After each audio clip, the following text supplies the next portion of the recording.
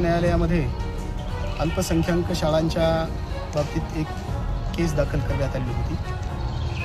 त्या केसचा निकाल, त्या याचिकेचा निकाल हा अल्पसंख्याक शाळापुरता मर्यादित न राहता सर्वोच्च न्यायालयाने आम्हाला सर्व शिक्षक बांधवांना अनाकलनीय असा निकाल देऊन टाकला की ज्या शिक्षकांची सेवा 5 वर्षापर्यंत शिल्लक राहिली आहे असे शिक्षक सोडून सर्व शिक्षकांना टीईटी देणं बंधनकारक केलं। या बाबतीत मध्यवर्ती शिक्षक संघटनेच्या माध्यमातून माननीय शिक्षण मंत्री भोयर साहेब यांची भेट घेतली आणि त्यांना आम्ही विनंती केली की हा शिक्षकांवर अन्याय आहे, तर माननीय शिक्षण मंत्री महोदयांनी या बाबतीत पुनर्विचार याचिका दाखल करण्याचा आम्हाला शब्द दिलेला होता। तो शब्द त्यांनी पाळला नाही, म्हणून मध्यवर्ती शिक्षक संघटनेच्या माध्यमातून परभणी जिल्ह्यातील नव्हे तर तमाम महाराष्ट्रातील सर्व शिक्षक संघटनांनी एकत्र येऊन मध्यवर्ती शिक्षक संघटनेच्या माध्यमातून आज मूक मोर्चाच्या माध्यमातून आंदोलन करण्याचा, मूक मोर्चाच्या एक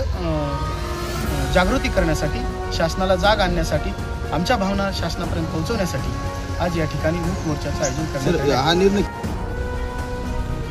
सर्वोच्च न्यायालयाने जो निकाल दिलेला आहे देशभरातील सर्व शिक्षकांना टीईटी परीक्षेची बंधनकारक आहे, हा निर्णय अत्यंत चुकीचा आणि अन्यायकारक आहे असं आम्हाला वाटतं।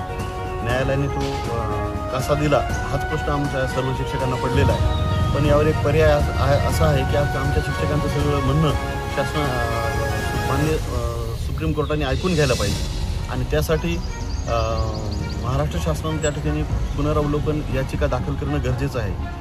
इतर 5 राज्यातील शासनाने त्या ठिकाणी अशा याचिका दाखल केलेल्या आहेत, पण महाराष्ट्राचं शासनानं आजही ती याचिका दाखल न केलेली असल्यामुळं आमचे सर्व महाराष्ट्रातील सर्व शिक्षक लोक या ठिकाणी पॅनिक झालेले आहेत की आज समोर एक आम्हाला अस्थिरता दिसत आहे आणि ह्या गोष्टीशी होऊ नयेत, आमच्यावर अन्याय होऊ नये म्हणून एक आम्ही लढा पुकारण्याचा या ठिकाणी विचार केलेला आहे। आमचं म्हणणं असं आहे की जी लोक 20 वर्ष 25 वर्ष झालं सेवा करतायत, 30 वर्ष झालं सेवा करतायत, त्यांच्या जॉईनिंगच्या वेळेस असली कुठे टीईटीची अट नव्हती आणि मध्येच सेवा संपवण्याच्या वेळेला ही अट अशी शासन कशा पद्धतीने लादू शकतं आपल्यावर किंवा कोर्ट कशा पद्धतीने लादू शकतं, यावर निश्चित विचार होणं गरजेचं आहे। आणि आमच्या शिक्षकांचं एक असं मत आहे की ठीक आहे, शिक्षकांना जर आता तुम्ही 30 वर्ष सेवा झाल्यानंतर 25 वर्ष सेवा झाल्यानंतर जर टीईटीची परीक्षा द्यायला लावत असाल, मग आमचा एक असा महाराष्ट्र शासन आणि सुप्रीम कोर्टात सुद्धा एक प्रश्न आहे की आज देशभरातील जेवढे जिल्हाधिकारी महोदय काम करतायत त्यांना सुद्धा तुम्ही यूपीएससीची परीक्षा लावणार का? जी लोक आज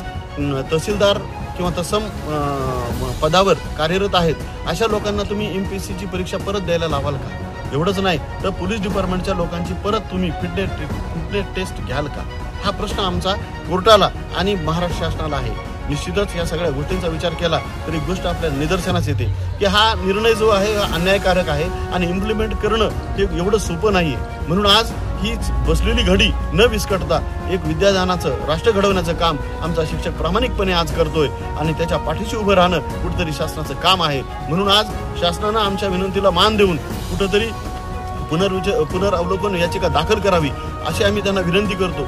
आज फक्त आम्ही जिल्हाभरातील सर्व संघटनांचे फक्त पदाधिकारी या ठिकाणी जमलो आहोत, पण येणाऱ्या काळामध्ये शासनाने यावर पाऊल नाही उचललं तर आमच्या संघटनेचा एक सदस्य रस्त्यावर उतरेल आणि निश्चित आंदोलन करेल आणि त्यावेळेला जी परिस्थिती निर्माण होईल ती फार भीषण असेल। म्हणून आमची शासनाला हात जोडून विनंती आहे की लवकरात लवकर आपण पुनरावलोकन याचिका या ठिकाणी दाखल करावी।